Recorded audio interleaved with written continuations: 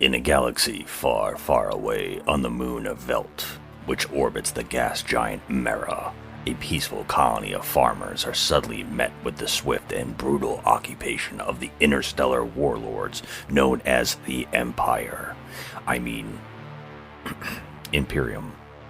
The central force of the realm, which consists of at least 8 solar systems containing at least 15 inhabited known planets, whose leader, Regent Balsaris, a tyrant who conducted the assassination of the former king, queen, and princess Issa with the help of an adopted daughter, Arthalasis, the head of the Queen's Guard, who is used as a scapegoat for the murders and let free to run and hide in the realm.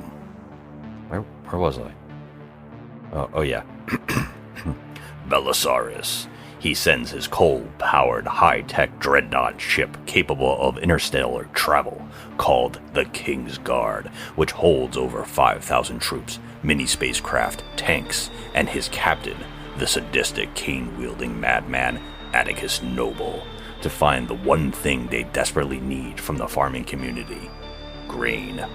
Luckily, they only leave a handful of rapists behind to make sure they take the entire planet's harvest for themselves.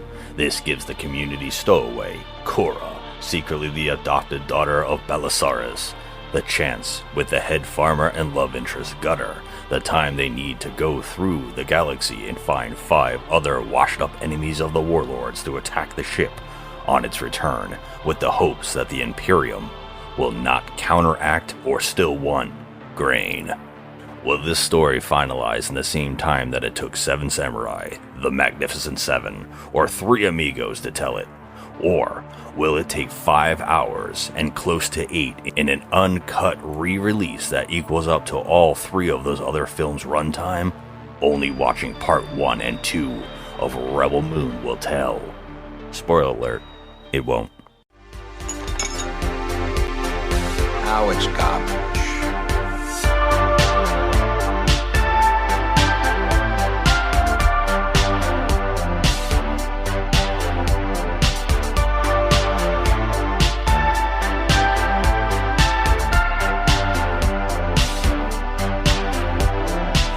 Just another movie night. Are you ready, Spaghetti? Yes, sir. There it is. Hello, everybody, and welcome to the show. We are Just Another Movie Night, and I'm Scott. And I'm Joe. Joe, what are we doing today? Talking trash. Talking trash. Talking trash indeed. This is our show to review, spoil, debate, crap on, and give second chances to the hated, to the lowest rated, and the often forgotten flicks on the internet, all while asking the question, is this the worst movie ever made? And if not, what is? Because here on the show we believe that you can't truly review films unless you really know what the worst is. Yes, but isn't this highly rated? No. That we watched, or no? Today we're doing a special occasion. Since this whole month we've been doing movies that are like new releases that we've been taking as the year has been going on. We're doing a whole month of these weird new releases. And for a while now, I've been wanting to do a Zack Snyder talk. So this is going to be a little bit of a different type of thing. We're going to do 2 movies in kind of just a discussion, and while we also discuss the director and writer of these movies, Zack Snyder. So today we were talking about Rebel Moon Part 1 and 2. Now, I have a question for you. Okay. Do you know the names of these 2 movies? Rebel Moon, Dark of the Moon. You always go for that. That's your Rebel favorite. Moon, Scargiver. Which one of these 2 is that one? I think the second one is Scargiver. You're right. Okay, wait. And the first one is Rebel Moon. In all seriousness, I know this. Okay, I do. Hold on.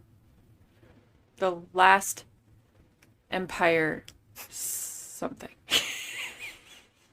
I don't know the first one. I'm not going to pretend to When know. I say the name, you're going to be like, I don't know what that means. Say it. A Child of Fire. Oh. Yeah, we're just gonna call it AKA the Grain Makers.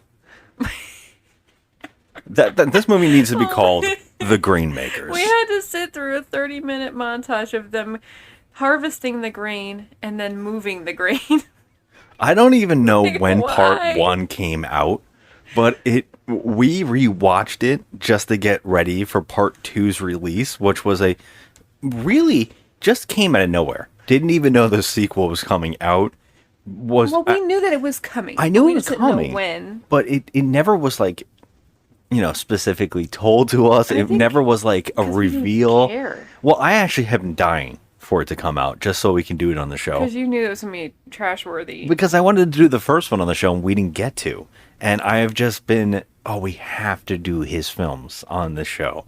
We have to discuss these movies because we're going to put it right on the table. I hate the first one of these. I know it's very debated. But him in general, and that's why I want to do these, is such a conversation piece.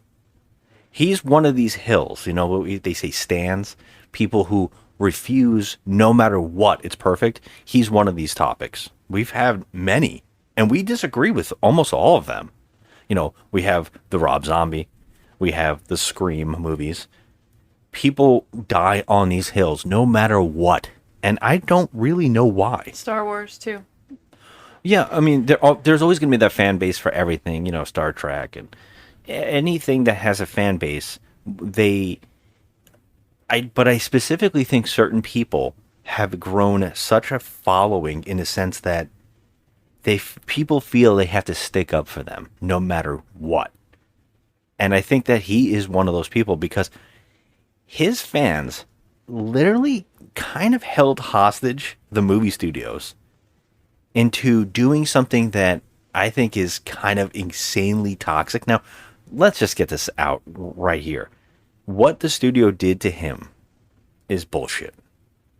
Okay, we're both in agreement here. Yes, I do believe it is. He lost a job in a time where he had lost his son. Mm-hmm. And he was removed from the project after finishing it and replaced with another director to completely change his vision. And it was a Frankenstein monster, is what they put out. Mm-hmm.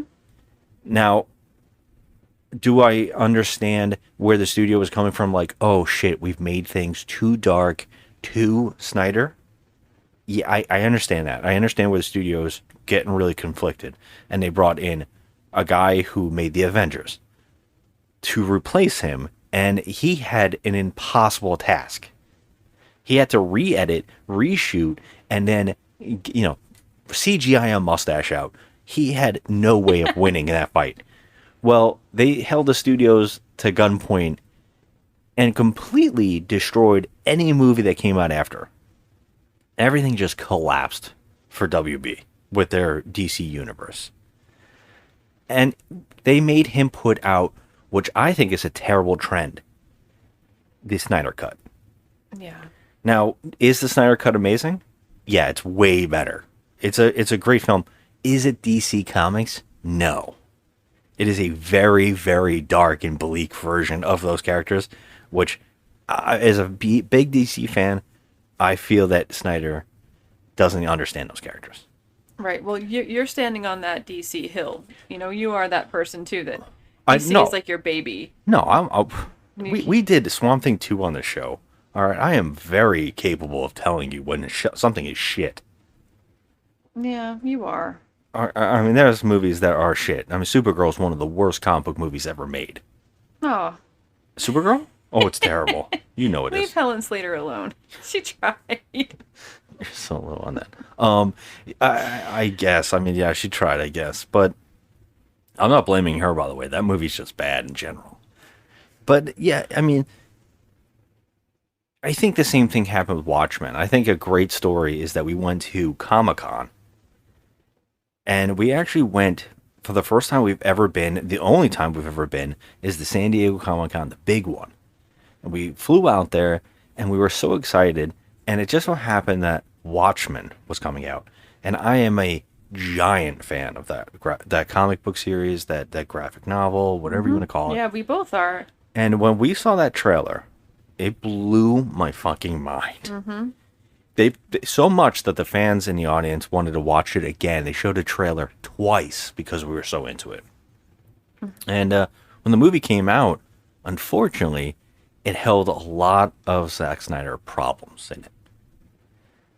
And I think that his career since that movie has had this ongoing problem. What made him famous is what he holds on to.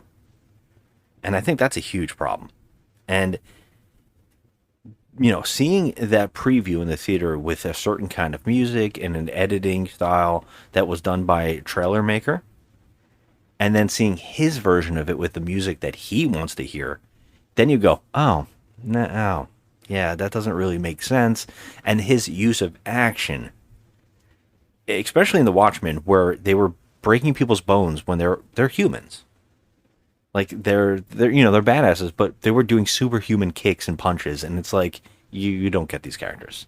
Yeah. Yeah, I and that's a shame, and it goes on and on and on. And here we are with these movies, right? I guess a little as there's a setup. I think that he's got his own tropes, right? And he's got two tropes that I think stand out the most. One being Jesus imagery, and then two being the biggest problem, slow motion. Now, the reason I think that it's important to talk about this is because 300 made him very, very famous. And 300 was brilliant because it was all slow mo fights. We hadn't seen a lot of that. Maybe The Matrix had done some of it, but he kind of perfected the male body in slow motion fighting to a whole nother level. I wonder how we would feel about 300 if we watched it today. Oh, we wouldn't like it as much. Because back then when we saw it, we were like, oh, wow. Yeah. This is something. It's like rewatching The Matrix now. I know that it's another one of those movies that people like, regardless, it's amazing. It's a good film, and for the time, it was amazing.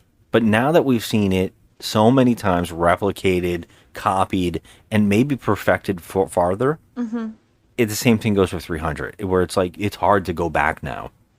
Yeah, I feel like I want to revisit it again, just so I can, open my eyes anew. Yeah, which one, 300 or Matrix? 300. I don't want to watch The Matrix ever again.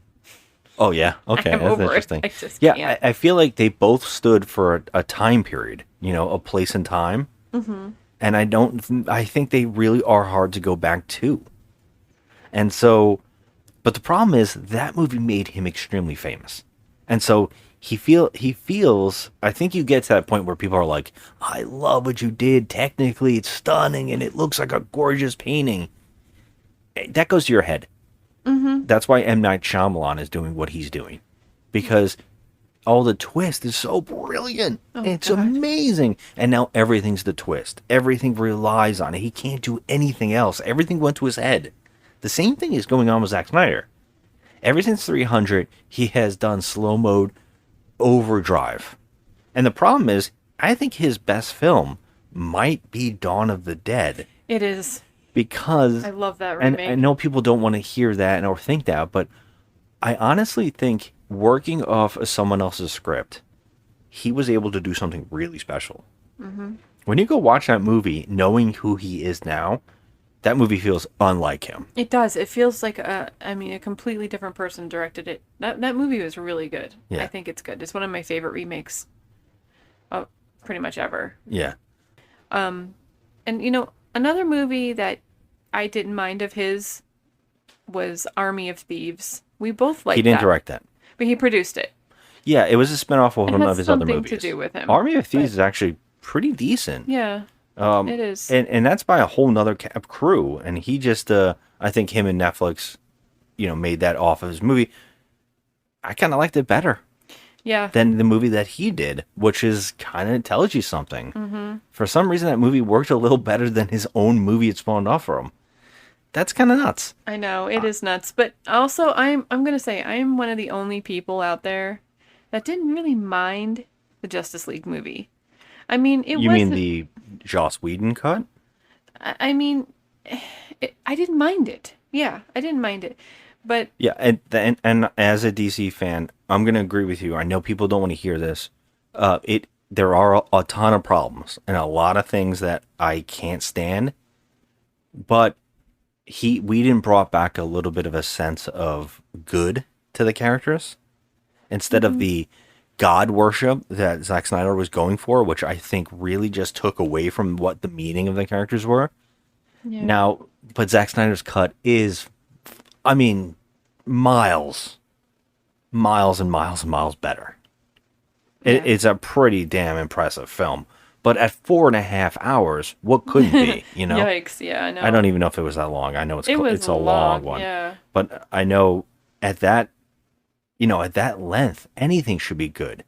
But the problem I hate is that he's filming like a whole long movie with no sense of how to make it one, digestible film. So he is doing these Zack Snyder cuts. And now his career is off that. He actually has made a director's cut, the Snyder cut, of these Rebel Moon movies. No way. I did not know that. And they were supposed to come out, and they're supposed to be rated R. And which makes sense because the gore is void from the movie, so it just looks like people are hitting each other. Yeah. None of the bullets or lasers hit or make damage. You just see aftermath blood. It seems really strange. And thinking about it, you're like, oh, he had to cut this down, so maybe he had to cut out some of the material that made these movies gel better.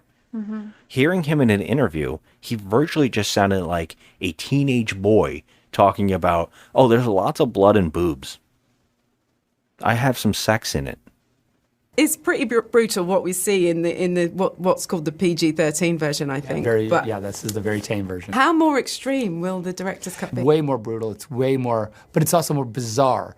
It's just more. It's more Verhoeven-esque, I guess, if you want to think about it in those ways. It's more RoboCop than in the way that kind of uses violence as like another character, and we have and also there's a lot of sex in it too in the R-rated version. There's a lot of sex and a lot of violence and a lot of sci-fi fantasy. So it really, really heavy metals itself pretty insanely. And it's like that isn't what you want to hear the guy say. No. You don't want him to say, and he did this with Malin Ackerman in Watchmen, which was one of the most off-putting things. He played terrible music in slow-mo to her having sex. Yeah. I remember that scene. It was really, really weird. Yeah, it's in the comic, but the way that he did it just felt so out of place in that movie, trying to take itself seriously.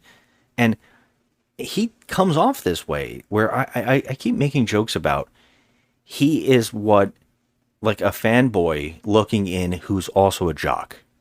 Yeah. Like he's a guy who wants to be a science nerd, who's like a jock and said, oh, I like some of that stuff the nerds are looking at, but I can make it better because I can put boobs and violence on it. Mm-hmm. And I can also show men in slow motion beating each other up with their muscles showing. And that's what these movies all seem like. Yeah. And I think that's why I have a giant problem with his movies. I don't want to hate him. Every time we watch one of his movies, I try to give it a chance.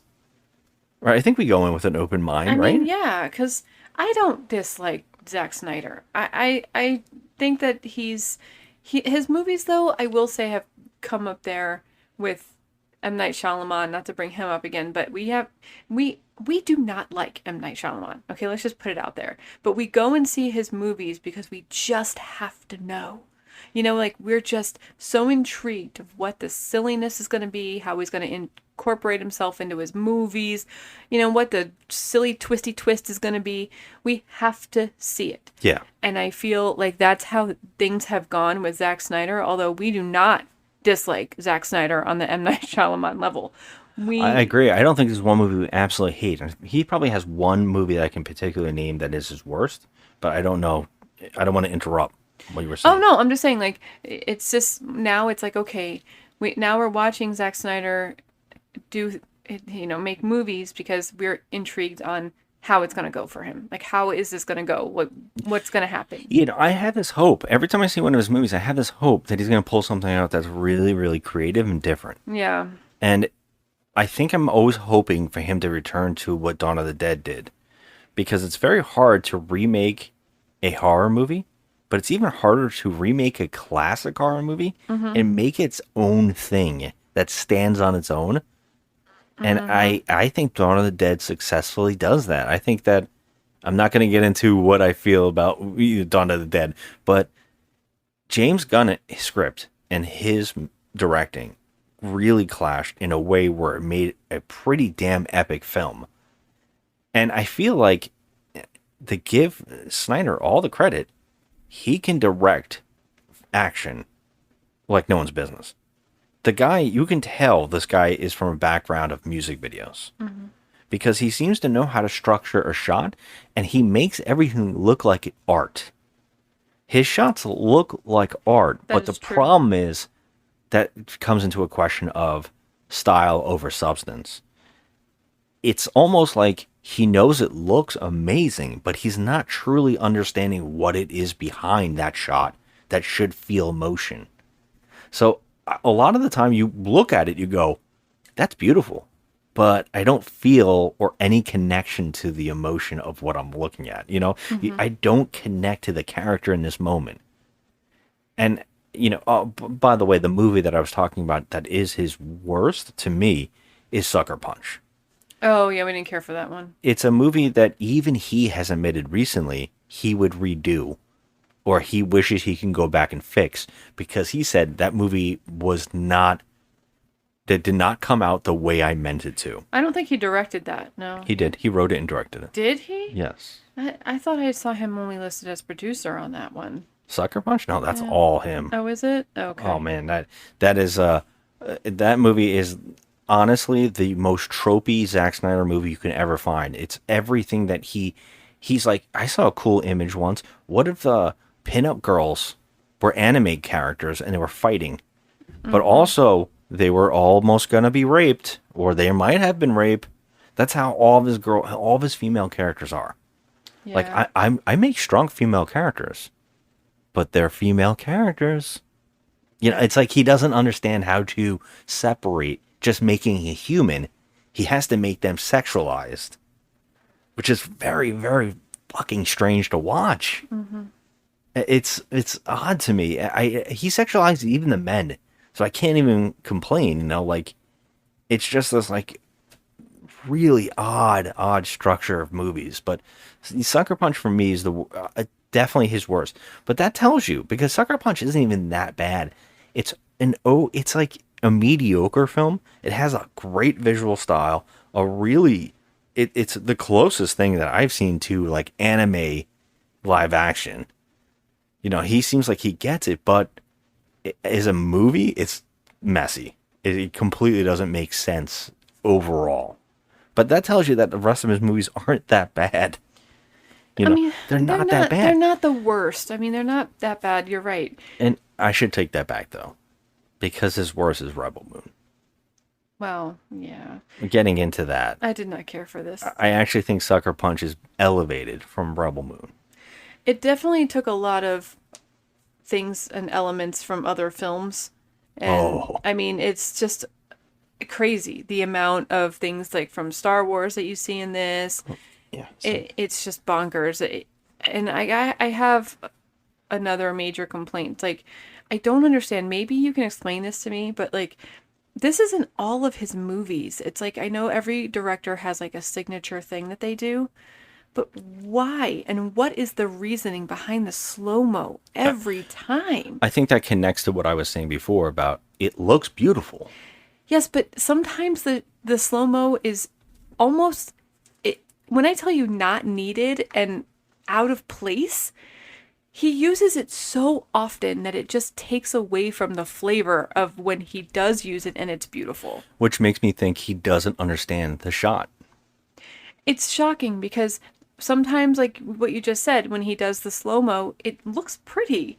Oh, it looks incredible. So, like, it feels to me like he does understand the shot, but he doesn't know how to use it to emotion. Like, that's what I'm saying. You use it sparingly and in moments that really are impactful to get an emotion. But if you do it all the time and then you do it unevenly, yeah, that's when the problem occurs. The slow-mo shots are so plentiful in this Rebel Moon. So, yeah. And above all of his other movies, I feel like these two, part 1 and 2, there's more slow-mo in these movies than there is regular, like, walking down the freaking road type deal, you know? Like, he everything is slow-mo. Everything is. I mean, It's a just shame. a girl looking at a guy, that's slow-mo. Or, you know, a girl dropping her gun. Yeah. She drops it in slow-mo. It's just so stupid. Like, why are you overdoing this? Do you know that thing that happens and people always question, like, the bad movie directors?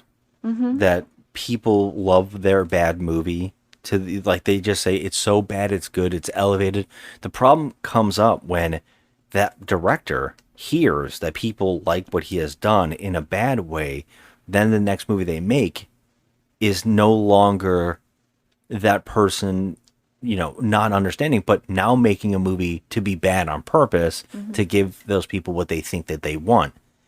That's the opposite. Like Tommy Wiseau, The Room was done seriously. He completely believed that he was making a great film. Right. Then when people embraced it as so bad it's good, he started trying to do more of that.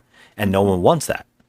Right. Everybody wants him to make his movies and take it totally seriously. Yeah. My problem is, how has Zack Snyder not been told that it's so much that it's desaturating? Like, the movie is so saturated in slow mode that it becomes completely monotonous in a way. Like, just kind of like, I can't take this anymore. It's overdone to the point where I was like, oh god. He has to know. Like Hansu, he's like trying to step over a hole and he has to do it in slow-mo and look down at the camera, and I'm like, oh, what? Why? Yeah. Why? It's like, even the goddamn montages, he has to slow down. I'm like, we're watching a 20-minute montage of them harvesting grain. I wanted to get into the movies now before we started talking about these little scenes, but yes, absolutely, it is a huge problem.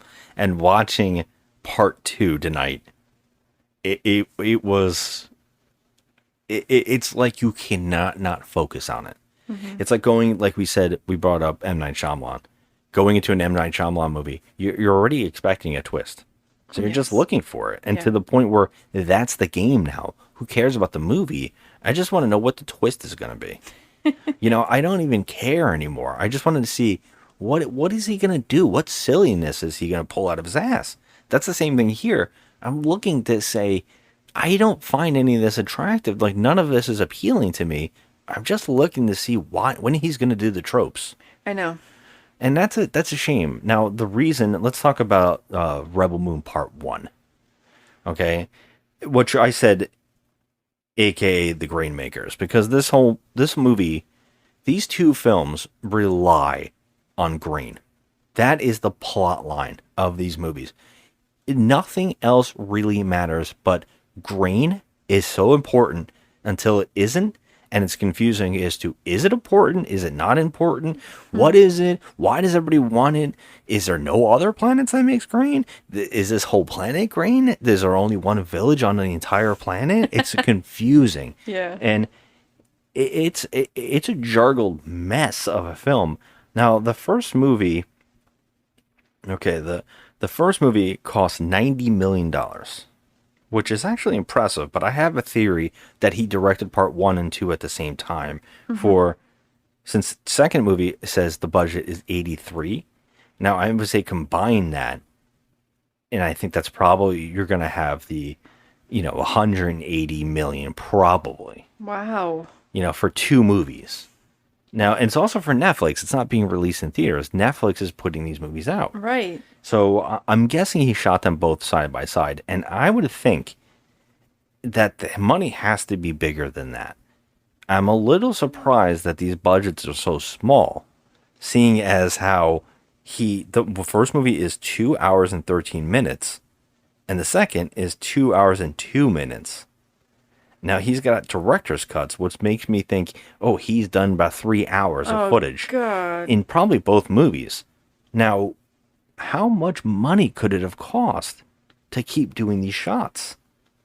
Like, as a studio producer, wouldn't you say, dude, enough's enough? Yeah. Just make the movie. I mean, Make it tight. Don't make it so loose where you got to cut things out.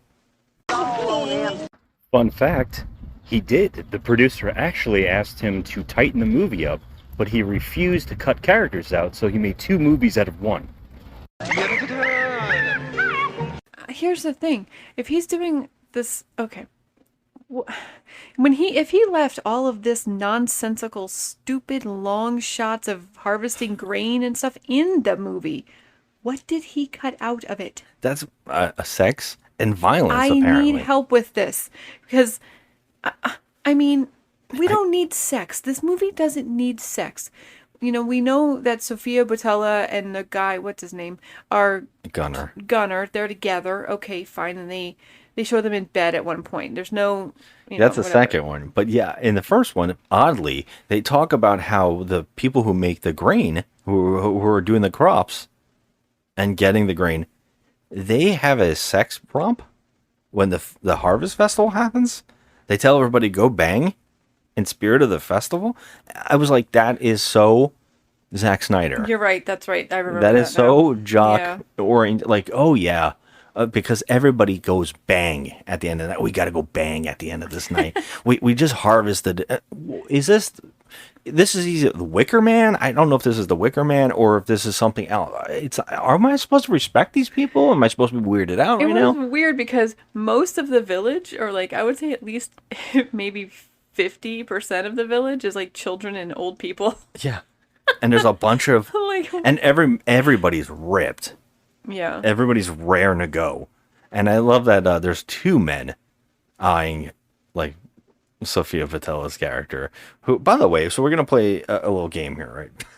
Oh. Well, let me back up and just say, these movies are directed by Zack Snyder, of course. He came up with the story and the screenplay. And then he had 2 co-writers who's had these co-writers off and on a lot.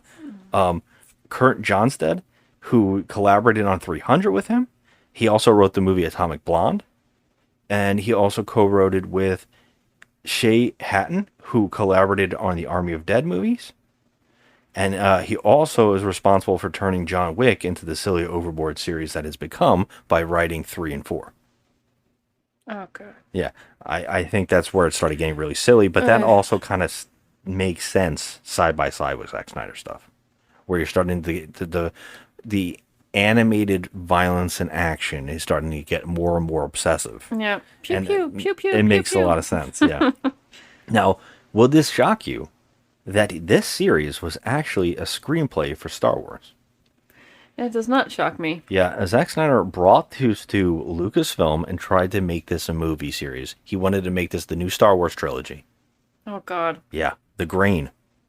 Oh, my God. And and that's really funny to say because I would call this movie AKA Seven Samurai, AKA The Magnificent Seven, AKA Rogue One, AKA Rogue One, AKA, so many movies. This is so many different styles and ideas smashed into one movie.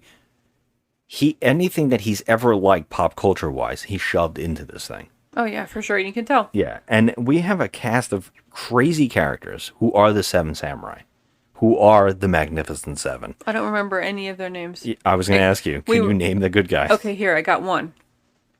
Furiosa. That was the fake names I gave them all. They all look like a pop culture character. Hold on, I got it. Okay, so there's Cora. She's the one. Oh, main. good job. Okay, Cora. And then there's Gunner. I said that already, that's why. No, I knew him. I'm going to say AKA the Grain Guy. He was Gunner. Then there was Tempest. No. What's her name?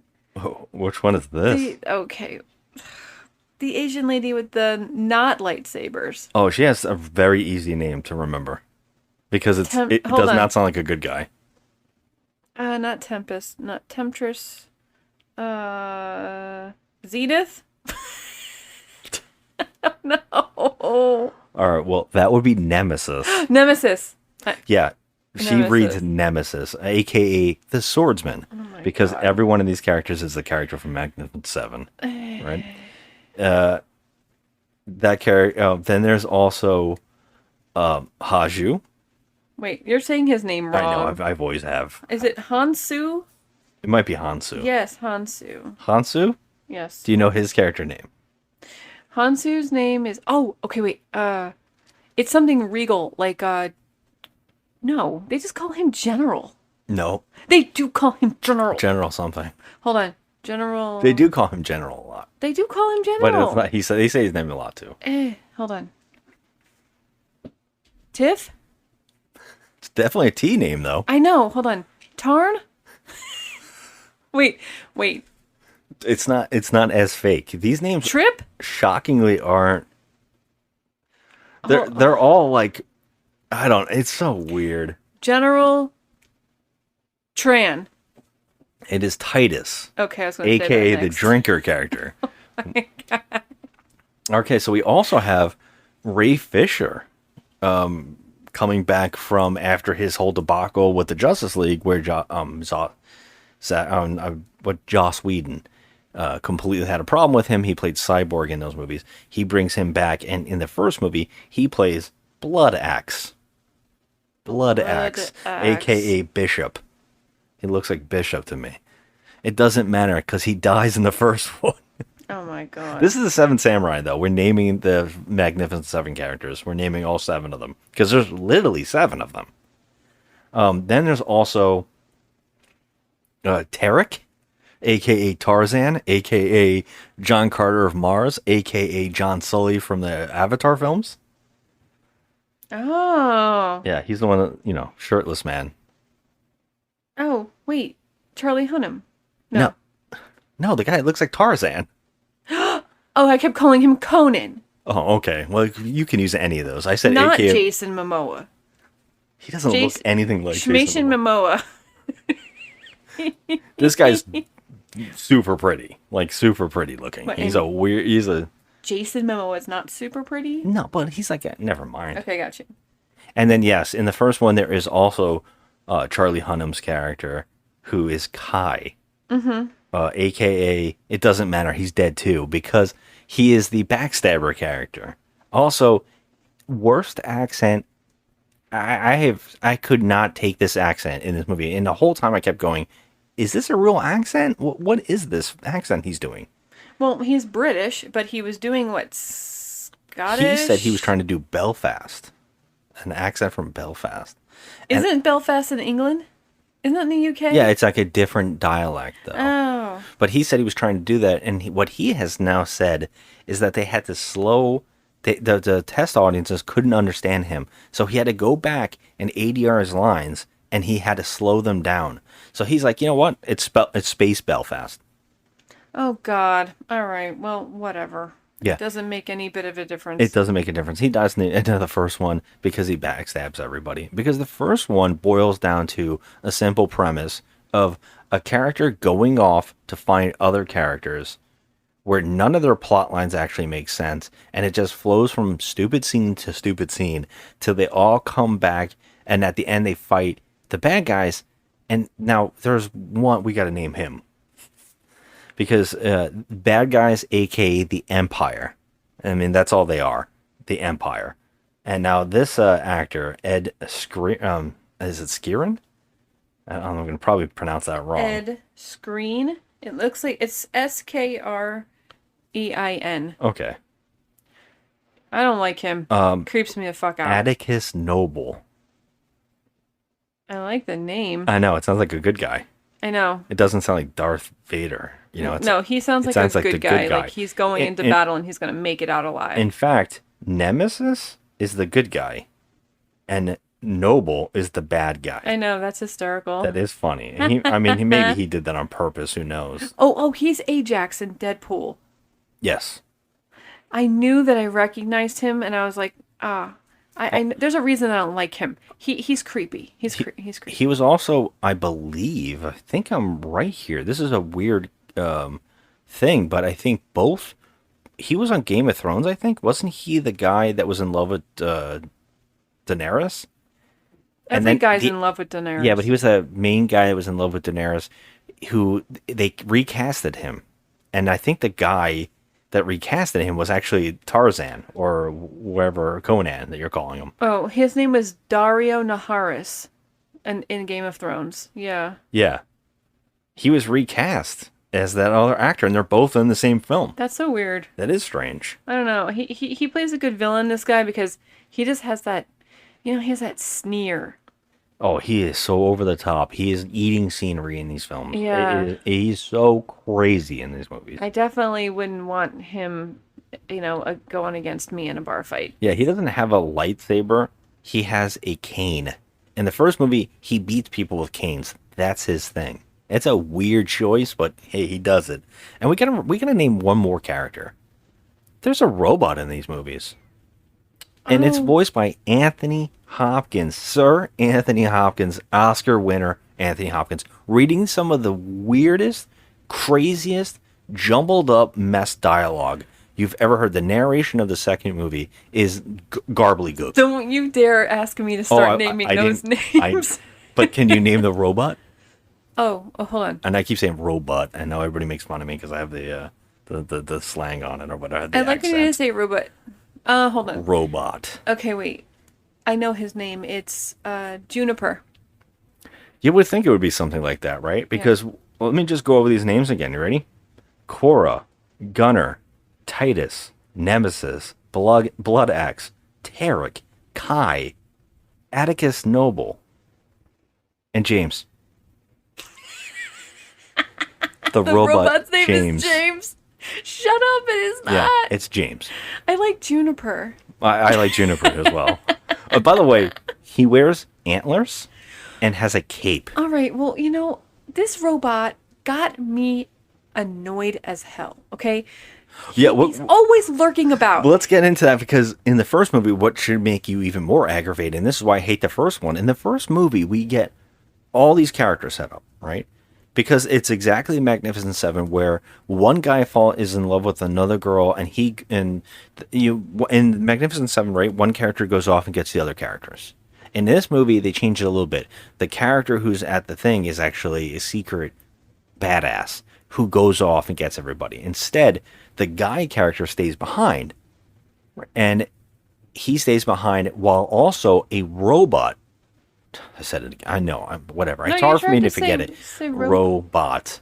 The robot stays behind also, and you think, okay, we got a robot, and we have this guy who's a part of the Empire.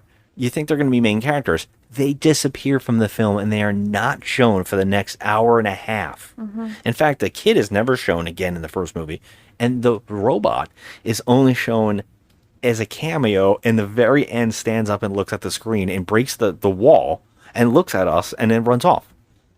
You can't help but go, why set all this stuff up if you're not going to make that your main focal point? Yeah. Right? It's crazy, but he saved it all for the sequel, but didn't make any of it worthy of giving a shit about, because you forget about it halfway through the movie. You're like, oh, well, now we're finding other crazy characters and we're going to fight the bad guys. So now we get the sequel, right? Now, I guess let's just end with the first one here and just say the first one is mess. Now, how many times in the first one, since we just rewatched it the other day, how many times do you think slow mode was used in the movie? No less than 678 times. Well, by scenes. How many scenes? You can't do how many shots because that would take forever, and God knows how long. In every scene, it was used at least once. I don't care. I don't care. Someone had to go use the toilet, and they're doing it in slow-mo. I can't handle it. It was every shot. I was so annoyed. I think I was screaming at one point. I was like, why? In the first one, you were doing it in the second one. Well, in the second one more, because it was worse, I think. Yeah. Well, in the first one, very crazy, I found a source that is Screen Rant did a countdown, a ranking of all of the slow-mo shots in order from worst to best. Oh my god. Yeah, and they did 17 scenes. They say 17 scenes are in slow-mo. Why would you waste your life like that? I don't know if they're a part of that defending him regardless. Whatever he makes is great. Now, I don't know. But 17 scenes now in the sequel. We'll start now. Let's get into the sequel because that's what we really are talking about. Oh, we're not going to talk every single goddamn scene out of this because it's bonkers. I counted 22 scenes. Now, I will say that is a little debatable because you counted? I counted during this movie. While we were watching scenes. Yeah.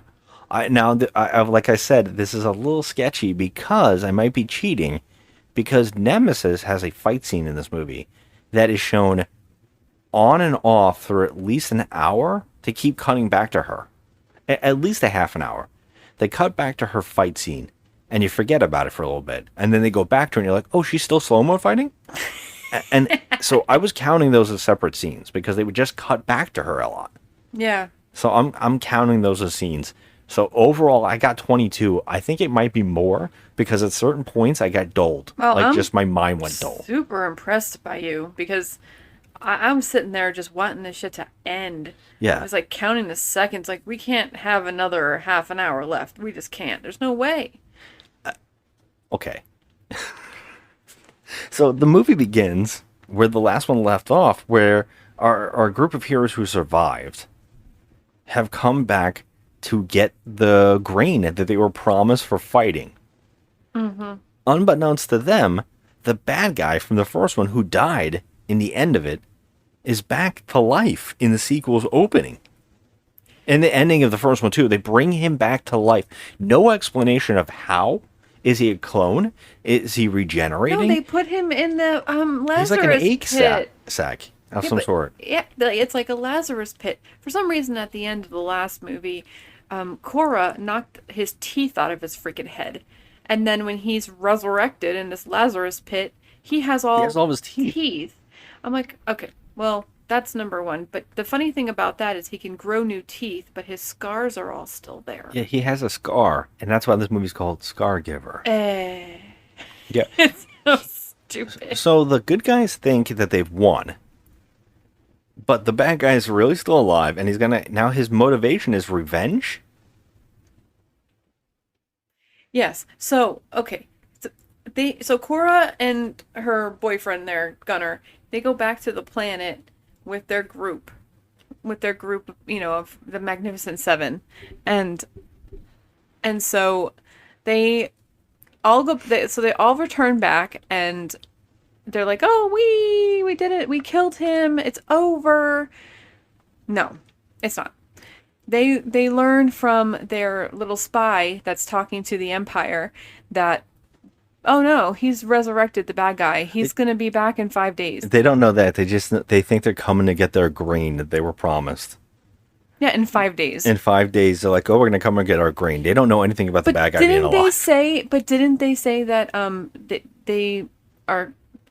they killed him, but how can they come back to the planet if they have no general? Didn't they say something like that? There's some weird rule. The main character, she says that there's some kind of rule where once a general's dead, they have to go back to their home planet and leave everything behind. I was like, Okay. Why would they do that?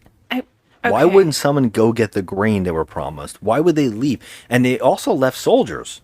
So they're not going to investigate the soldiers that they left behind on this planet? Yeah. And by the way, baffled. that's a Zack Snyder thing too. I didn't mention is that he left every single person is always rapey. Every man in these movies, like the bad guy, are rape. They're just rapists. Mm-hmm. And they went the ones they left behind.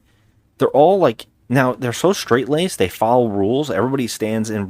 People are wearing masks. The Empire is so straight laced that it's very odd that one of the soldiers starts getting rapey and also shooting a robot that they brought with them.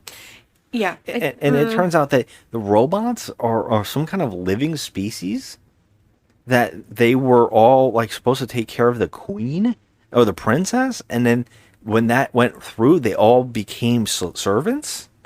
And instead of fighting back, they just allowed that. And they didn't get revenge. They just became slaves. I don't understand any of that, especially since robots in this universe are the most powerful friggin' things. They're like Super Saiyan. I know. Yeah. And also they're Jedis because their powers come and go.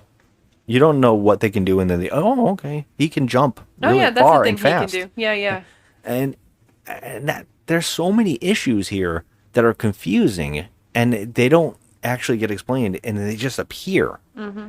So yeah, like you were saying, the villains seem to be okay with people breaking the rules because there is no established lore that makes any sense in this first film. Going into the second, now all we're getting is a bunch of farmers like having to learn how to fight and get their grain together. And so we get 35 minutes, at least. I think I'm being generous here. 35 minutes of slow motion harvesting, drinking water, Training. and, Yep. and constant slow motion. Like, no, what is the slow motion for here? Or we're supposed to just feel, oh, the earth is nice looking. Okay, but it's stupid shots. Like, oh, I mean, they're pretty. playing with the grain, so they're flipping it up and down in a pan, Yeah. and they're doing it in slow On mo slow and motion. laughing and carrying on, having the time of their lives.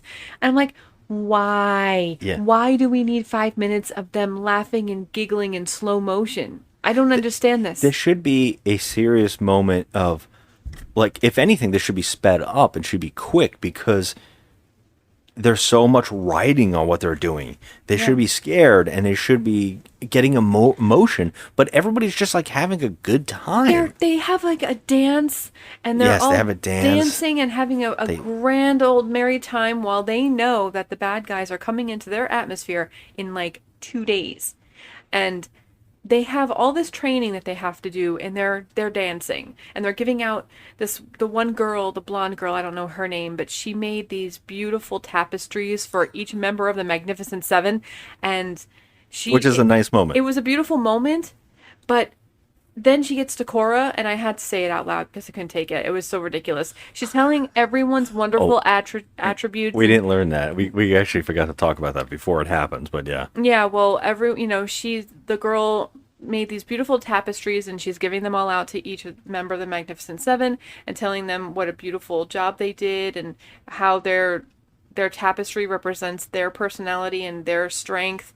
And then she gets to Cora, and she says, you're the heart, you're the life behind us, the force of the whole thing. village. And then I screamed out to you, oh, but I just murdered a child. Yeah. Because she did. She literally murdered the princess. We find shot out her. is after sex, the two character Gunnar and Cora, their after sex talk is that she has murdered the princess. And we have to, again, see this in flashback, in slow motion, of people. Now, can we talk about this scene?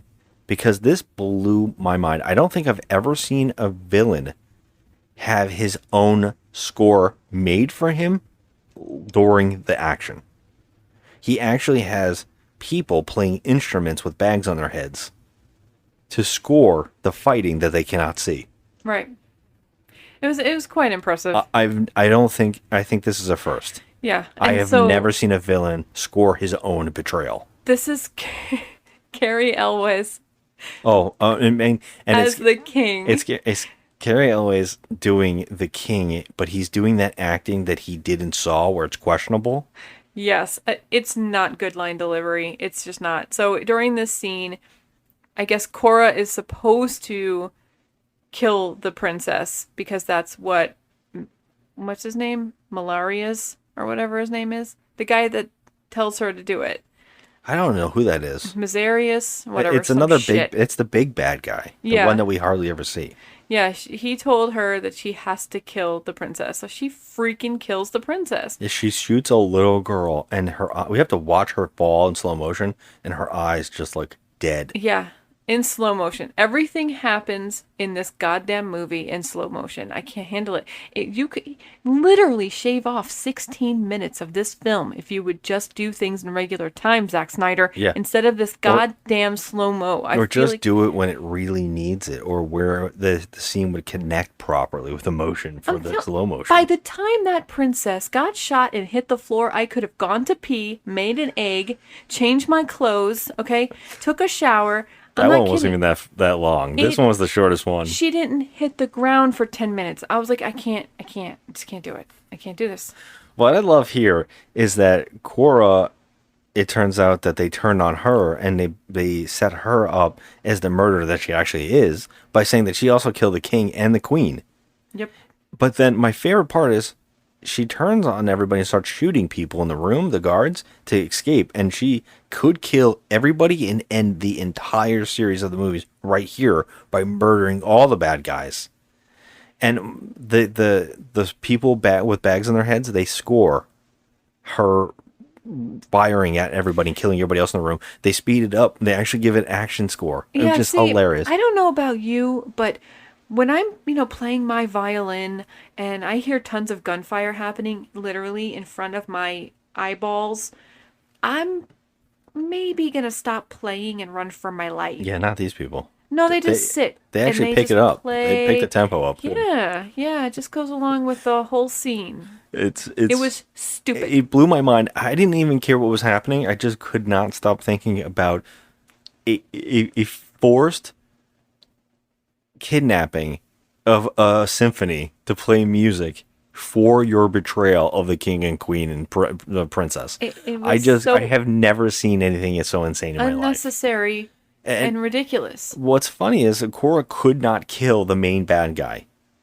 She kills so many people, but she goes, I just can't do it. Yes. I thought maybe there was like a code put in her head where maybe she couldn't turn on the king. Well, they said that he was her adoptive father.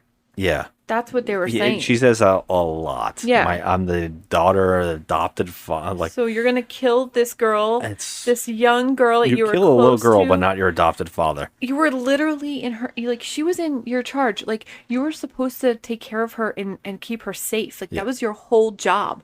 And then you just do the complete opposite. I had a hard time feeling that Korra was our hero in this movie. I had a hard time believing that because I don't give a shit. You're not going to murder a girl in cold blood. I don't care. I don't mind her. I actually like her as an actress. I like her too. She does this good, and she makes it believable enough of how she wanted to change and that she knew what she did was wrong, but she just couldn't say no to her adoptive father. Yeah. I don't know. I just love that Gunnar is not turned off at all. Nope. He is so into her that finding out that she murdered a little girl for her bastard, stepfather. Yeah. Is that's okay. It's a little bit deplorable. You know what? That's all right. But I still love you for the person that you are somewhere deep down inside. Yeah, exactly. He keeps saying things like that too. Oh my god, he's annoying as for hell. Who you are. Ugh, I did not care for his character at all. You know what I love about him? Later on in the film, he just randomly looks like Han Solo in the same outfit. He does. Yeah, they just put him in Han Solo's outfit. Well, I mean, this whole entire scene of like when the bad guys do arrive on the planet and it's time to fight. I was in complete and utter shock of how ridiculous these people were all on, just running through the battlefield, lasers going everywhere, You skipped and really far. nobody's getting fucking shot. I mean, no, I said it when the bad guys finally come, and there's a big battle after they do all their montages and all that shit that they do. Finally, the bad guys get there. And nobody gets hit by a bullet. Yeah, this is the craziest 2-hour movie you've ever watched because it is just slow motion montage. That's all it is. Set up, and then one big fight.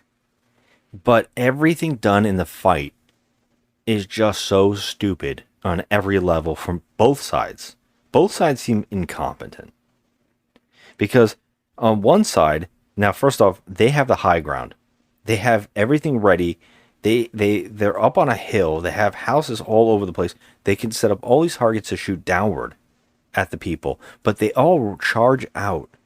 And what's really odd is that the bad guys actually land in front of their base, and the general, the main bad guy, goes on foot. Yeah, but he's not even supposed to be down there because they said that the general usually doesn't come down there. But oh, I said that, I thought, to you. Because I was like, who would send the main bad guy to them? I thought Sofia Boutella said it in the movie where she's like, the generals aren't supposed to come down. Well, I mean, she said it. She didn't even know he was alive until he walked out. Oh, yeah, I guess you're right. And she's like, I said it to you. I was like, nobody would send the general. That's like sacrificing your hand. Like, why would you do that? Like, that's true. Maybe you did say it to me. I forgot. Yeah, she didn't know he was alive until he walked out. And she almost gave up and went with them. But Han Solo, Gunnar, he makes sure that the war happens and they fight. So they all have this fight. Now, they have the most amazing setup ready ever because the General Titus guy, he knows exactly the strategy how to beat them. Which is, there are people that made an underground tunnel around where they landed, and there's a guy with a rocket launcher ready to shoot their ships. He does it. He comes out and shoots one of their ships perfectly and blows. Now, the fact that this doesn't kill everybody around it. It should have killed him. Mind-blowingly stupid. Literally in a hole right in front of the ship. Yeah. And the back, what do you call it? The backdraft or whatever it was of the flames would have gotten him. Yeah. It was ridiculous. And then they show him minutes later going back into the hole. So he was out the whole time. Like, he doesn't even have singed eyebrows.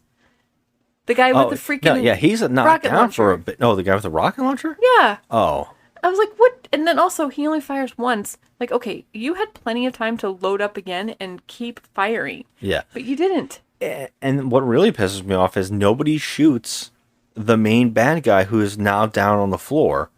They let him get up Yep. in this explosion and jump down the hole and kill almost everybody without a problem. Because she has to be the one to face off against him. Exactly. Yeah, so bad. It's so cliche. And their plan is actually kind of great.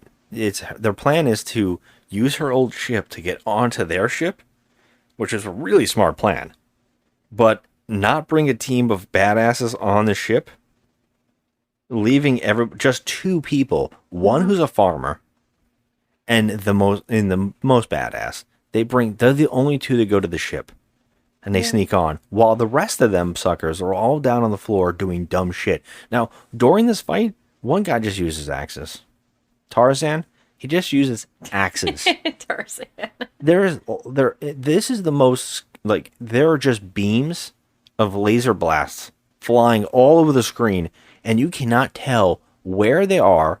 Then there's also weird lens flare that makes it look like some of the characters are getting hit. Yes, it does. Well, they're not getting hit. We know that because literally these laser beams are flying past their noses and they're just standing there. Yeah, the main heroes are complete. They're impossible to shoot. Mm-hmm. They just every blast, every shot, every bullet flies past them perfectly. The guy is standing still, hitting people with axes, and nobody can shoot this guy. Nope. It is so insane. And they also, while somehow they weren't watching, they also put down a battalion of walking tanks onto the planet. Yeah.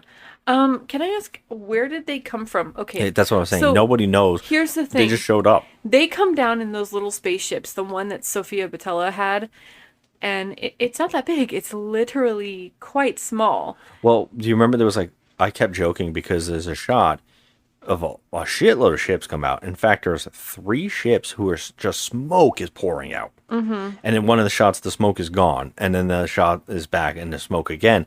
There was 20 ships, but only 3 landed. Yeah. So I guess we were like, okay, where the hell did the other ships go? Yes. You just kind of forget about it. But because they nuke half the ships. It doesn't matter where they are. The whole point is that those robots, those big mechs, how are they fitting inside those little ships? Where are they coming from? Yeah. Where? It's insane.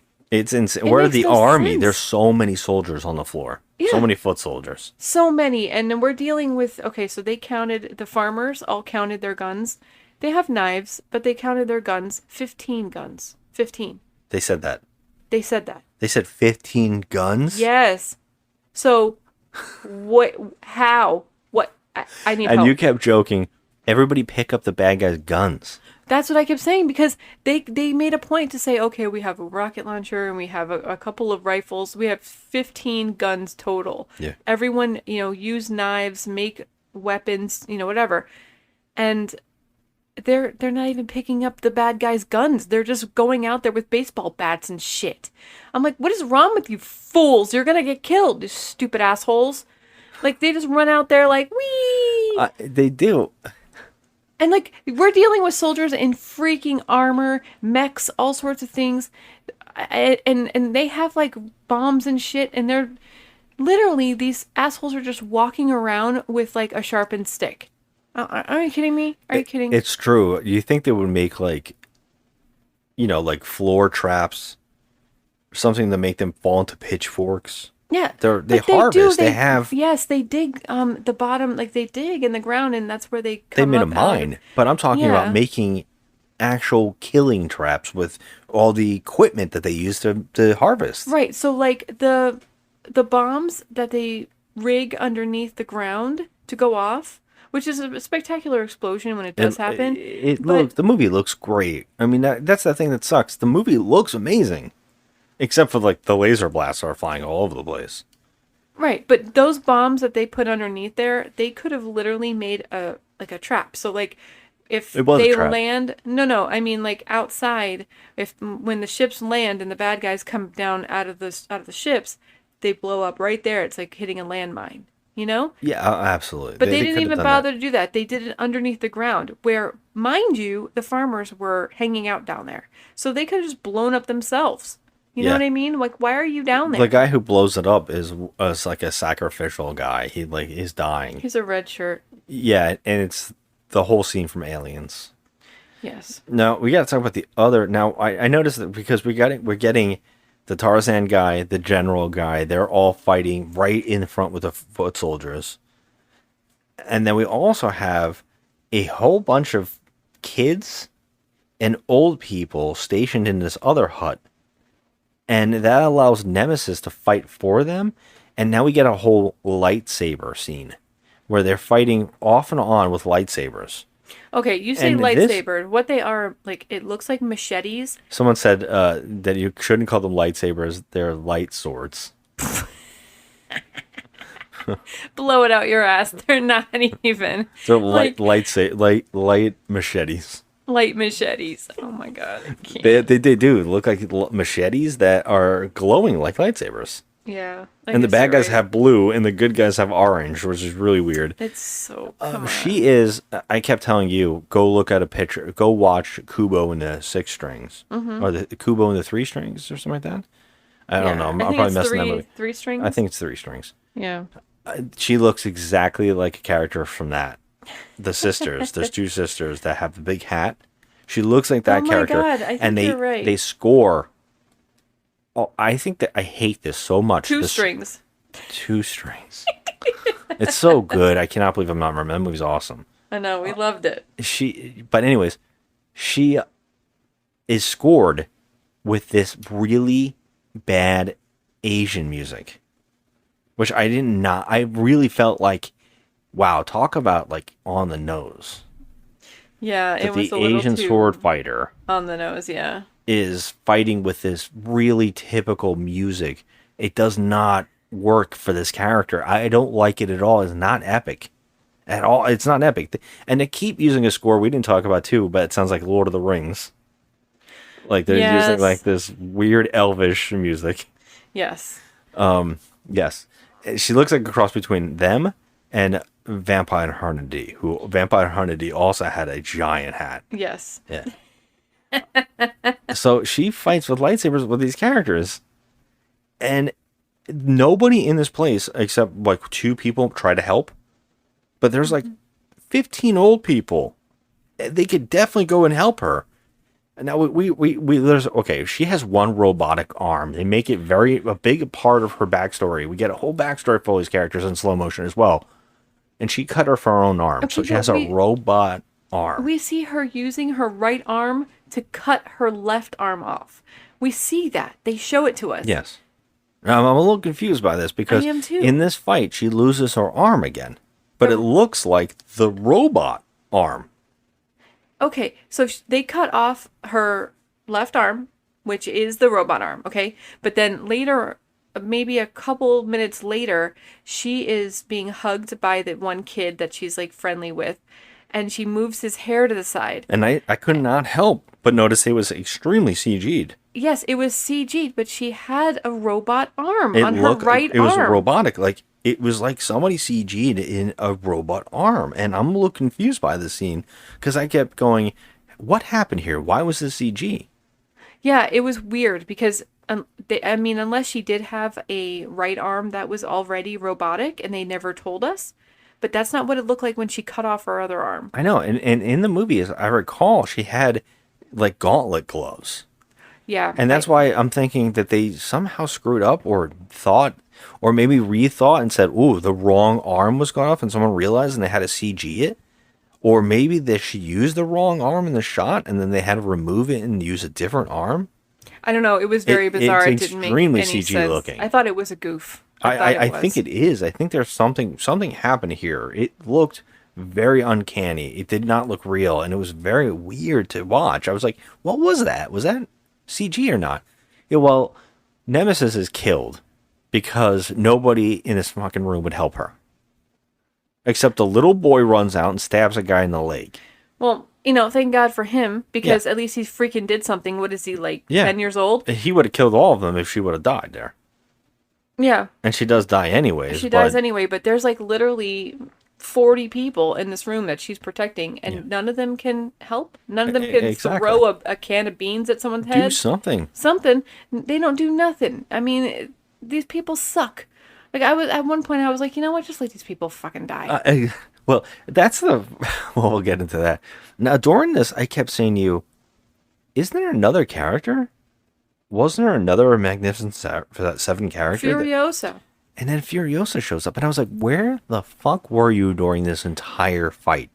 She just shows up, and she's being that character who's in the crow's nest, like shooting from up top, which is very Magnificent Seven stuff too. Mm-hmm. I think the remake did it with Ethan Hawke when he was in the tower. I like that remake. Yeah, that's a pretty good remake. Not as good as the original, but it's pretty good. Well, she is shooting from a bell tower, not doing anything particularly well.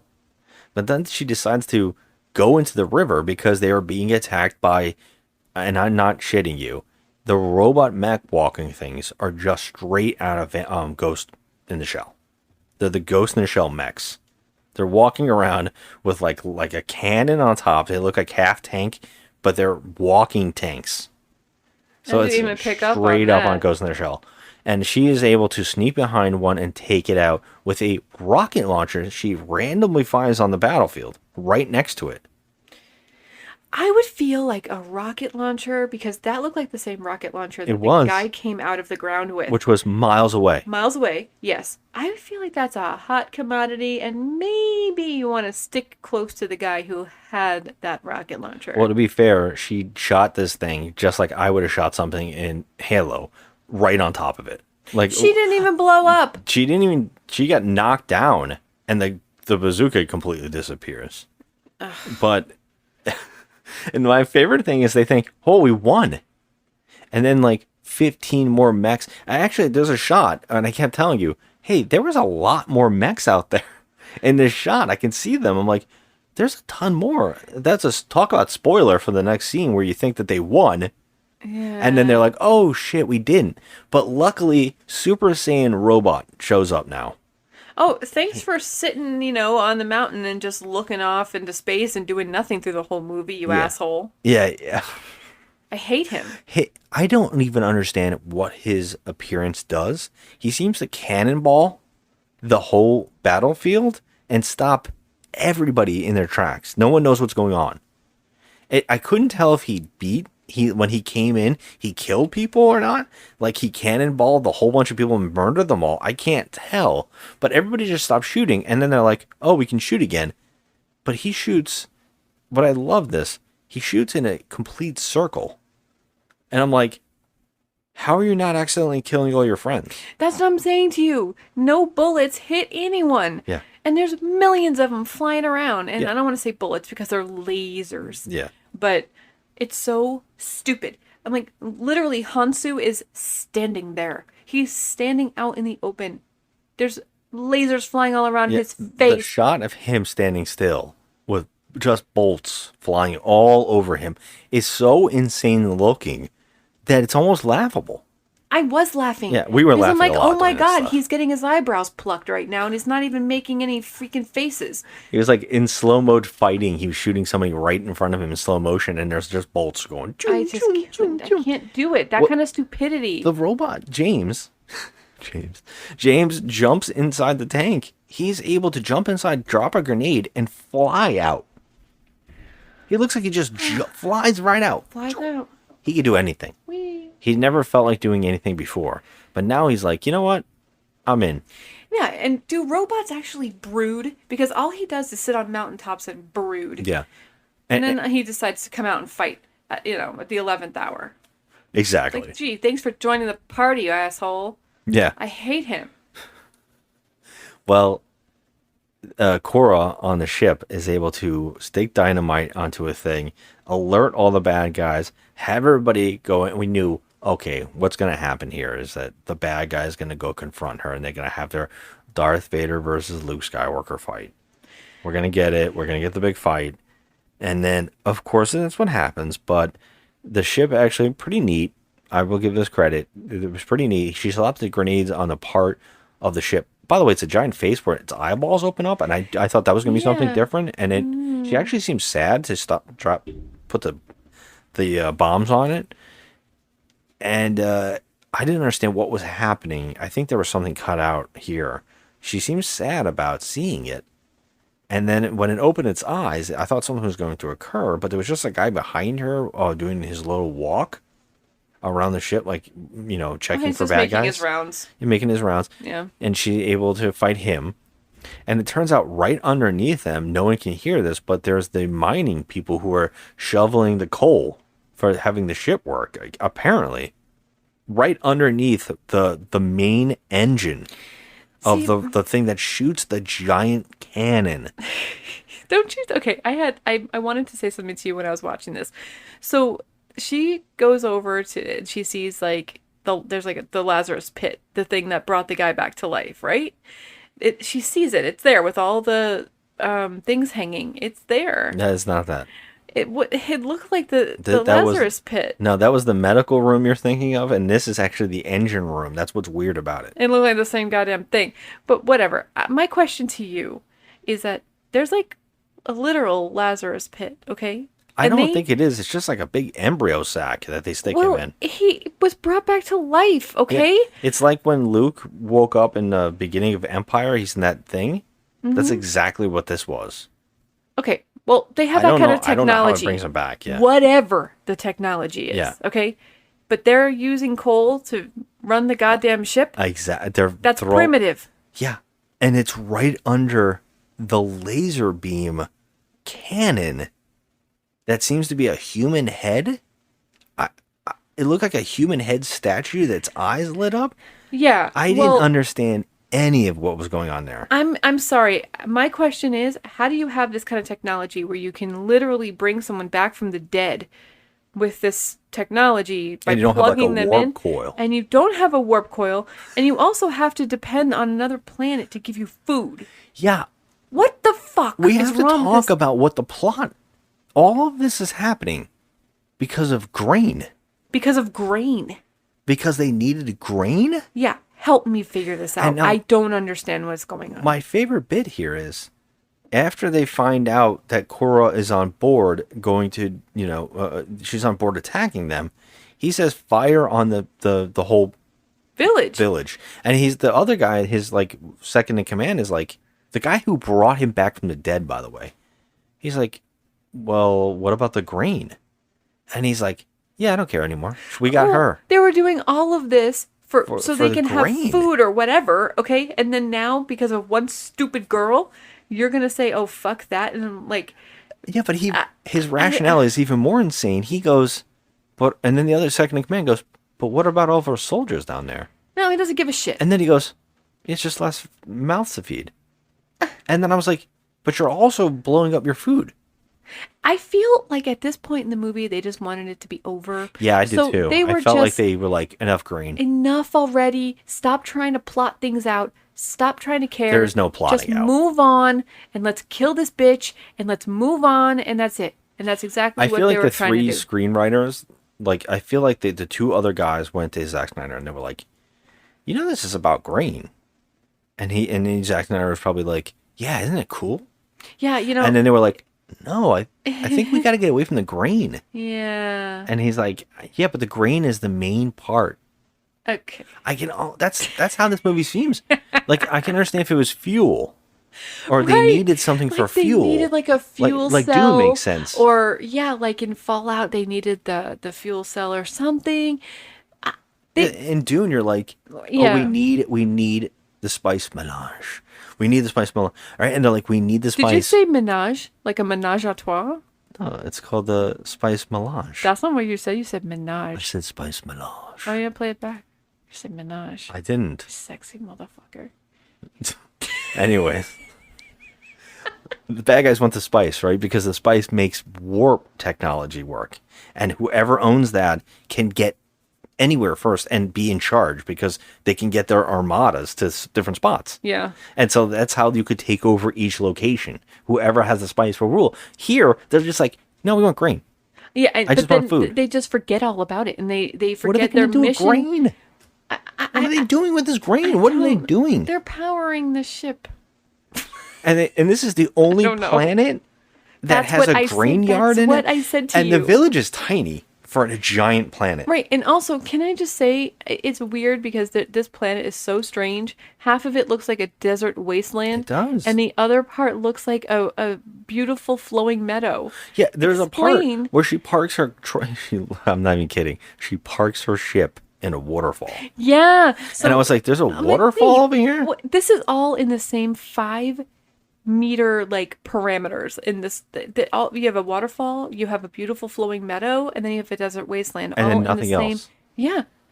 Like, what kind of place is this? It's so weird. It's like one of those. What's that video game that was like really popular? No Man's Sky, where you just go to the planet and there's like nothing, and you just put a little.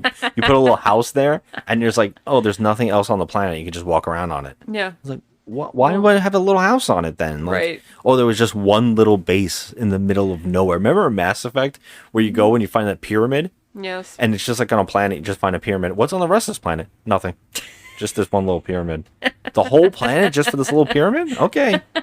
By the end of Mass Effect, I still didn't know how to drive the Mako I know. It's amazing. I love that you still remember the name, though.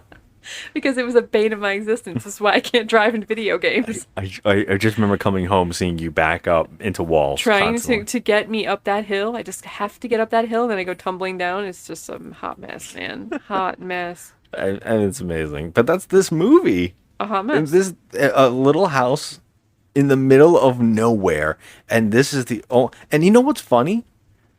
In the location of where the village is, I don't see the farmyards where the farm No, is. that's what I'm saying. Like, Where is the grain they being make done? it seem like it's literally like in the village, but then where is it on the radar? Because they show you the down shot of the above. You know, Yeah, the they keep above shot. showing it. And I kept going, where's the farm? Where I don't know. Where's the farmland? Where is it? Like, from this location, where is it? I got nothing. It doesn't make any sense. The village itself looks like 3 huts. It does. Like 3 like little hut locations. It's so bizarre. And you know what's funny is Cora goes on that ship, and now the guy's like, kill everybody on the planet. And the guy's like, are you sure? And he's like, yeah, of course he doesn't. You know, this is one of those bad guys that no matter what, it's like a guy's like, hey, you're dying. You're going to die from gangrene if I don't help you. And he's like, no, I'm a bad guy, so I have to kill you because you're not allowing me to do the thing I am. And I want to do, and I'm having a temper tantrum. Mm-hmm. But when the second in command goes, are you sure? He doesn't freak out on him. He's just No. like, no, buddy. Yeah. Kill everybody. But I like the it. best part about it is the second in command knows that like It's wrong. they don't have any freaking food. Yeah, and that's like the whole point. All of this has happened. All of the resources that he's wasted on nothing, and he has nothing to show for it. He thinks that if he goes home, he's got the Scar Giver. That's the only thing that was necessary. That's his own personal vendetta. No, okay? it's not, because he was going to bring her back to her adoptive father. Yes, but he also hates her, and he. Yeah, he actually says that he's going to string her up, and then he's going to Yeah. show everybody his scar that he was given from her. And I was like, who gives a shit? Which, by the way, did not get healed yet again. I'll say it again. It's they actually point it out. And Mm-hmm. he's like, it's great. It's a part of me now. Yeah, his teeth grew back, but his scar scar didn't did. heal. Okay. So This movie's the- straight up redonkulous. when the gun shoots, I actually thought this was cool. When the gun actually shoots at the planet, it actually backfires because all the bombs are attached to where that coil for the weapon. When it heats to shoot, it blows up the bombs. It should blow up the whole part of the gun, but it's still able to shoot. But when it does it, the explosion makes the whole ship shift, and it shoots over the village. I was like, wow, that was perfect.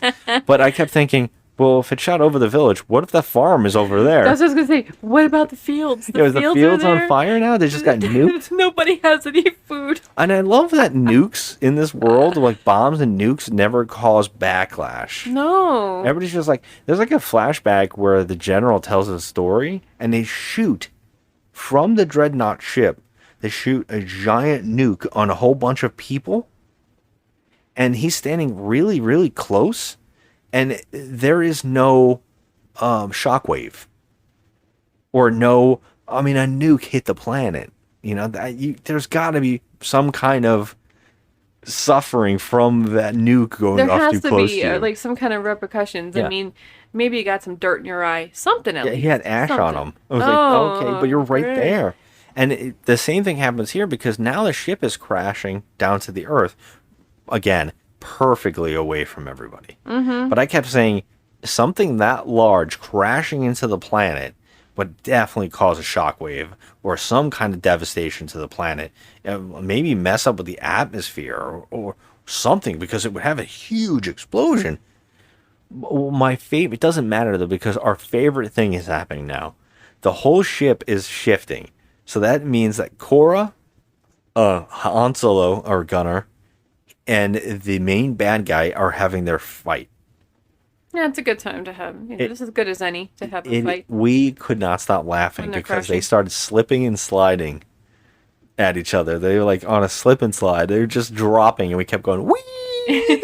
They're just We flying literally around. said "we" at the same time. Yeah, it was so funny. And now all the ships in the hangar are all crashing fireballs down this thing. Yeah. Like Temple of Raiders of the Lost Ark with the boulders flying at him. That's happening here. But one point, Gunner, who gets shot, goes sliding past Korra, and she's just like, Oh, hey. don't worry about it. Hey, And how you doing? I kept going, he's dead. He's going all the way to the bottom where the fireball is. She could have reached out her hand and grabbed him. Yeah, she doesn't. She's a selfish bitch. But Just saying. she goes to, well, he's technically had all of this happen in the first place. Now they fight, they get to the bottom, and luckily, now this guy, who I don't believe for a minute could kill any of the people he's killing in this movie, he is killing Korra. Oh, he's choking her out big time. But Gunner sticks the lightsaber right in his chest, and it comes out almost into Korra's face. I feel like he was almost picking her nose with it. Yeah. That's how close it was. It was so close. And we were really like, now cut his head off. Make sure he can't grow back, or whatever the hell they did.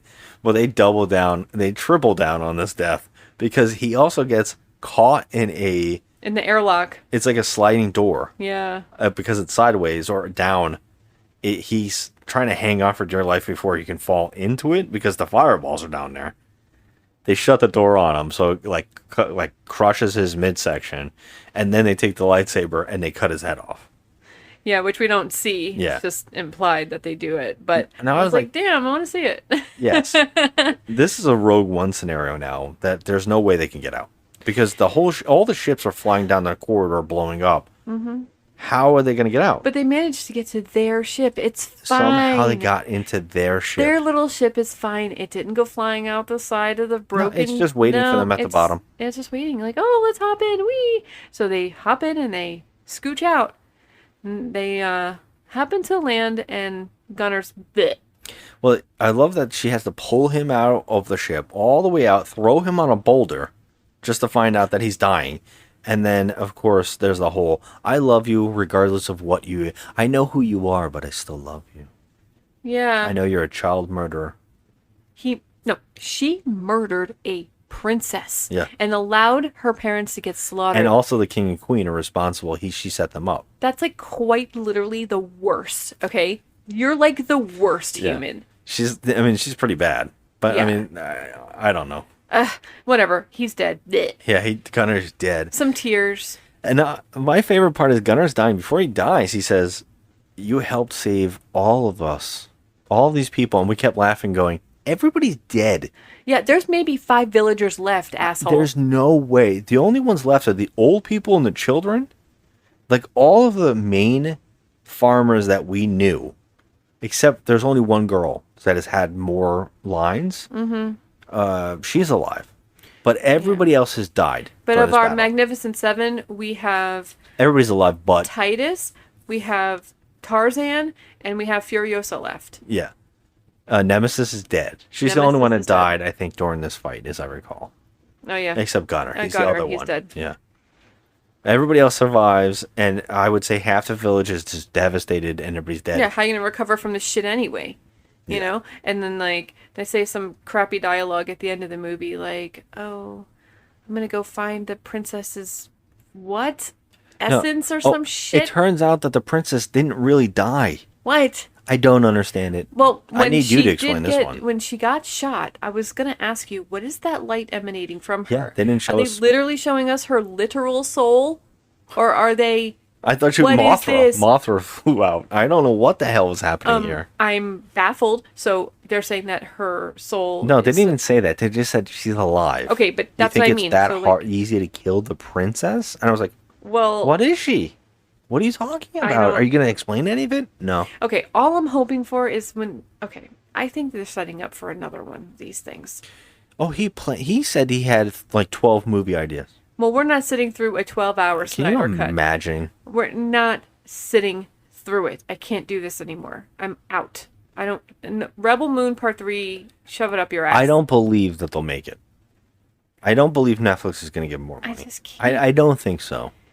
I can't imagine there'll be another one of these. I just did not care for this. At the end, she's like, "We're gonna find the princess, and we're gonna fight." Cares about the princess at this point. Okay. Here's the craziest thing. I like this better than the first one. I like this one better than the first one, too. That's wild, isn't it? No. The first one is bad. Well, I also like Kill Bill Part 2 better. No, you like one better. Do I? Yeah, you like one better. Oh, that's right. I do like it. Yeah. Part 2 is It's amazing. 5-finger death punch. Beep. Yep. Bye, Bill. Dumb. Okay. I like this one better, and that shocks me. I think this is an improvement, but still not good enough. It's still a crazy waste of time. Yes, that It's not is real. true. The characters are like Nemesis. She is not done in any way where that death is emotional. No. She is like hardly. She is barely a character. She doesn't even open her damn mouth. She It's like does a lot of hasn't- staring. There's you She didn't talk about that stares. before she dies. They stare at each other back and forth Yeah. for like 6 shots, Yes. and we were like, "What the fuck?" And then she gives us a 5-second backstory of how she cut her arm off and her whole village died. That's the extent of her dialogue. That's Yeah. it. I mean, there's nothing to this character that we're supposed to care about. I mean, I do care about, Furiosa and Tarzan more because, I mean, Tarzan had it rough. His father died. Oh and my then God, that flashback. His mother jumped off a building, okay? When his father had just died, she's like, I'm going to leave my son alone and just throw herself off a building. Can I ask you a question? I don't get it. I know she just kills herself. She lets her whole world is on fire. Kills herself. No one even trying to fight back. And the son doesn't even like stop her. And he goes, "Yeah, it was justified." Yeah. Can I bring this up? And I don't know if you noticed it too. Did you notice that all the kings and queens in the flashbacks either look like the Burger King or the king and queen of the Cosmos in the Katamari Damacy games? Oh my god. Okay, yes, because Everybody look like heightened versions of what a king and queen. I could not Yes. believe the princess that she supposedly kills looks like Princess Peach. She like does. looks like a cartoon character of a yeah, princess. She does. And and Carrie Elwes, he looked like the Burger King. That's what I'm saying. Yes. They dressed in like the Katamari Damacy giant outfits, like these crazy overboard outfits of what a king and a queen look like. Well, yeah, Tarzan's mom had that big poofy white thing around her and she looked like She did. She looked had like the queen of the cosmos. who's that guy eating the turkey leg in like the famous old painting? You know, with that thing around it. It looks like he has a plate around his neck. Yeah. You know, she It's had like that. it's like a dog cone. Yeah, not a dog, kind of like fancy dog cone. well, it's flat though.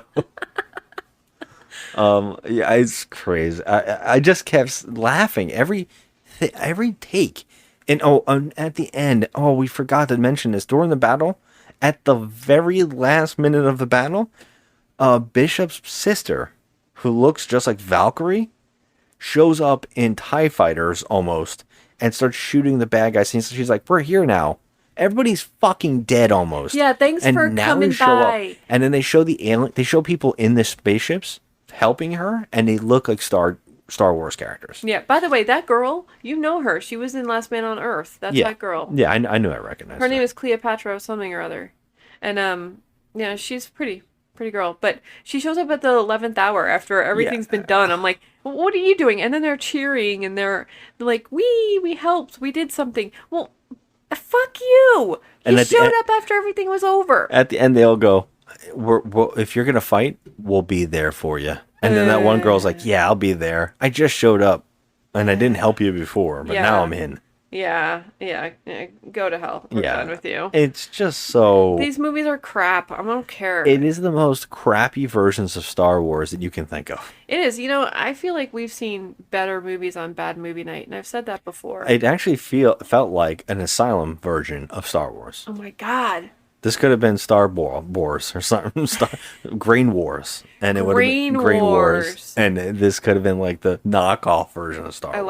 I like it. Grain Wars, the movie. I do like it. Yeah. Now, what do you give these two movies?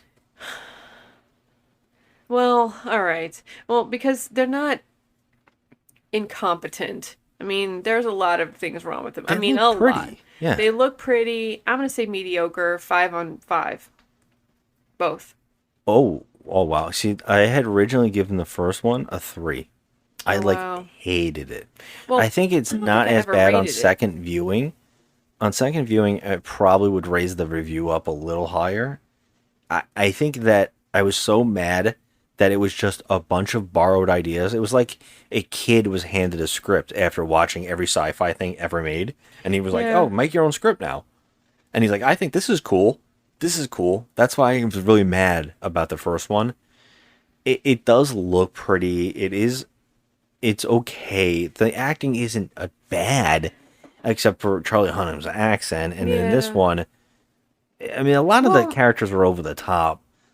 It's just, I maybe would give this a 5, the second one, and that's being generous. Well, let me just add something, because I did say to you that I liked part 2 better.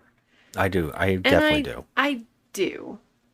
So I think I'm going to have to go 4 or 5. Yeah, I'll say so too. 4 for the first one and 5 for the second one. I have to, yeah. The second one just, it feels like a better, more, more straightforward film than the mess that the first one was. It was just like sequences stuck together that didn't really do anything overall.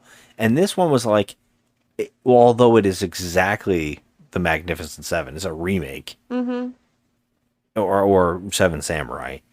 It's just a remake of those movies. It with sci-fi, with Star Wars elements. It feels so cheap in that sense.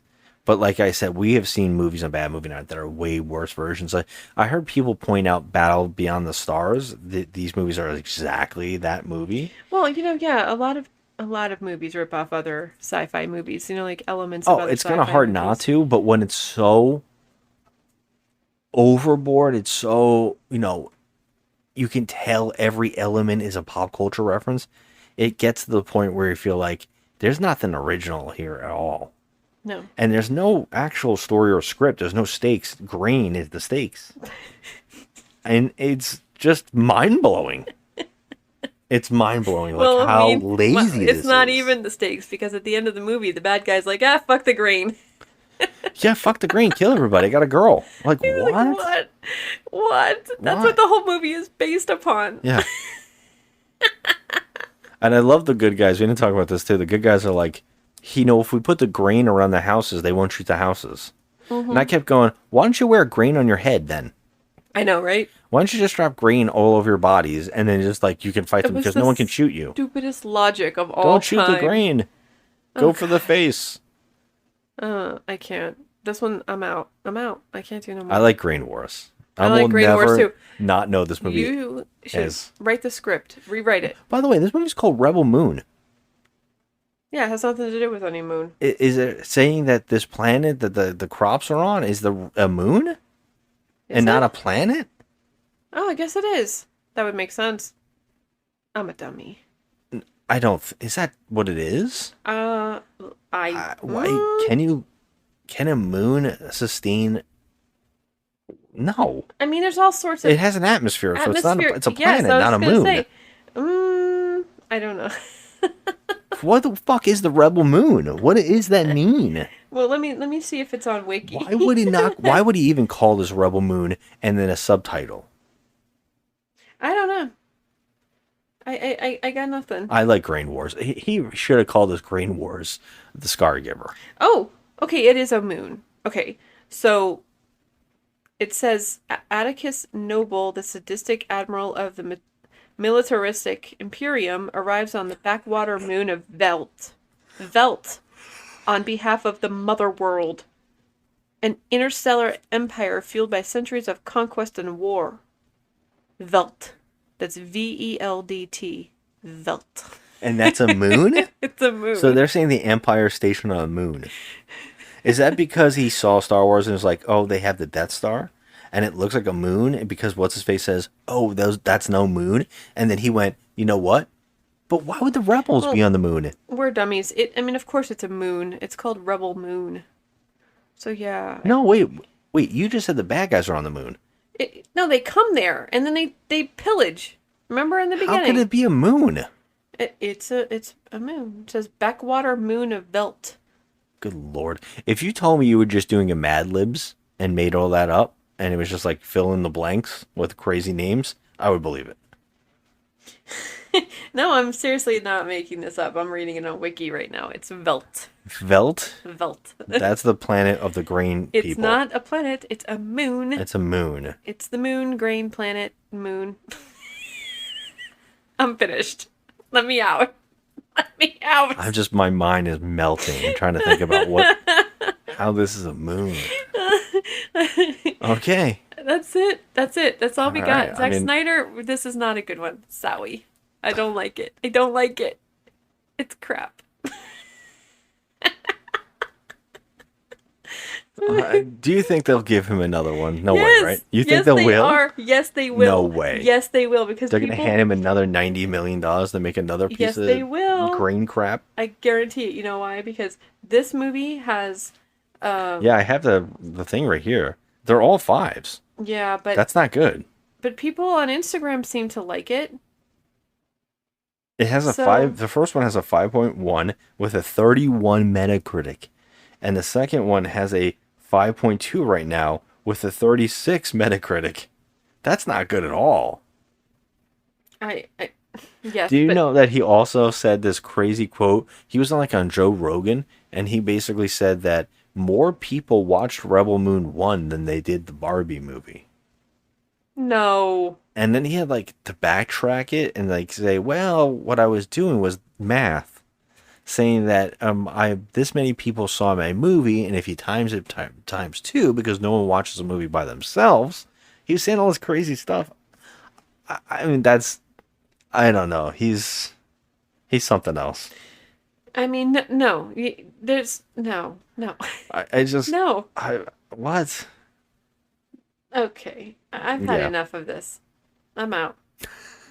I can't anymore. And no, they're not making another one of these. They just can't. But I have a feeling that they'll try. Yeah, I'm wondering. They'll try. I doubt it, though.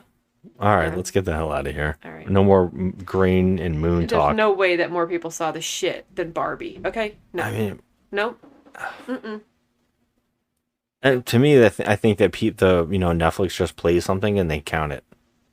You know when you leave your idol on a thing on Netflix and it starts playing it? Yeah. I think they count that. I really do. I don't know. Whatever. I don't care how many overplays or replays or whatever. Yeah, there's no way that people have watched this more than Barbie. I know, that's what I'm saying. I'm wondering No. if Netflix really does mess with their numbers like that. Who And if I'm knows? echoing right now, it's because I'm slowly backing away from the mic. Yeah, you keep leaving the mic. Because I can't anymore. All right, Fuck buddy. this movie. Let's get out of here. I'm just going to go read into Moons a little bit. All right, have a good one. This is our rant, our rampage on whatever the hell we just talked about. Thanks for listening, everybody. Have a good one. Bye. You may love or hate my movies, and But they're I'm yours. 100%, They are 100% I'm Zack's 100% movies. fine with that. But a vote against me is a vote for the focus group version. Right. Just know that. Yeah. Know that by saying, Snyder sucks. Yeah. You're also saying, you know what? Give me some more focus groups.